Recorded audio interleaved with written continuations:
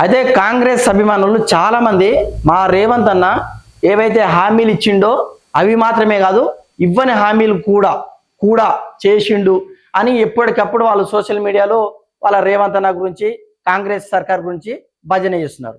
నేనేమంటున్నా అంటే, ఫస్ట్ వాళ్ళ కరపత్రం మేనిఫెస్టోలో ఏదైతే పథకాలు ఇచ్చిండో ఇచ్చినవి మొత్తం కంప్లీట్గా సంపూర్ణంగా చేసి తర్వాత ఇవ్వని దగ్గరికి వెళ్తే అప్పుడు మన ఇవి కూడా చేస్తుండు అని మీరు భజన చేసుకోండి.